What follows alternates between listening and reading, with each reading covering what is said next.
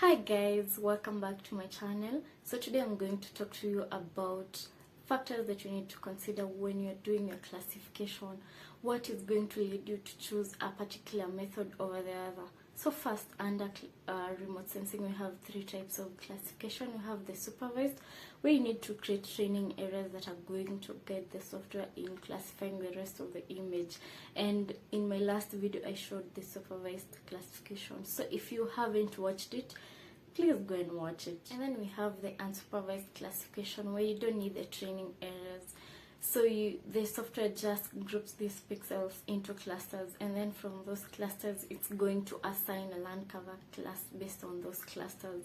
And for the object based, it's where it groups these pixels into objects, and these objects have sizes and geometries. So it's going to show the edge, it's going to show the outline of that particular object.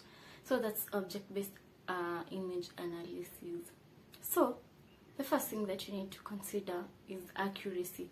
What's the accuracy that's required for your project? If you need very high accuracy, you definitely need training areas, because the more the training areas, the more accurate the classification. But if you're doing a project that doesn't require high accuracy, you can just use the unsupervised classification, because it doesn't need any training areas, and it takes a short period of time to do it. Now, for the spatial resolution, it's very important when choosing a classification method. If you have a high resolution imagery, it's more suited to object based compared to the pixel based classification. While for the low spatial resolution imagery, it's more suited to the pixel based classification, because when you zoom in you can't really see the objects clearly, so it makes sense to classify based on the pixel property. What you need to consider is the training samples. How many training samples do you have?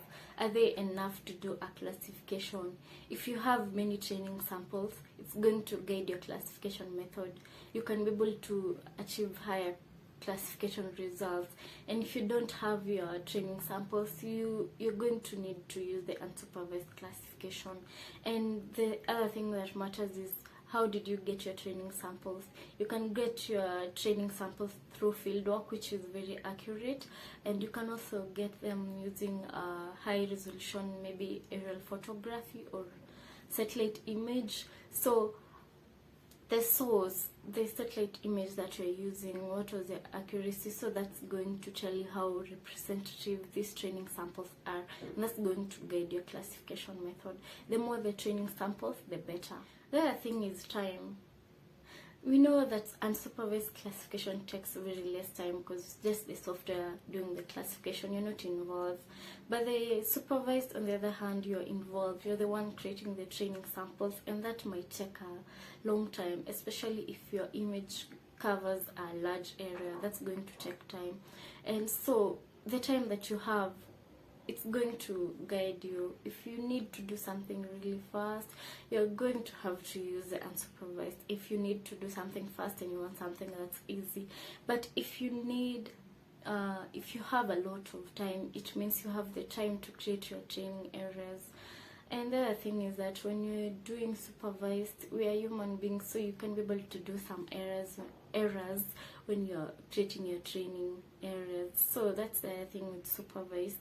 There can be errors that you, as the person who is classifying, you're the cause of it, so that could affect the classification accuracy.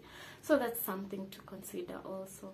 So those are the factors that you need to consider when you're doing classification, and that's the end of this video. See you next time.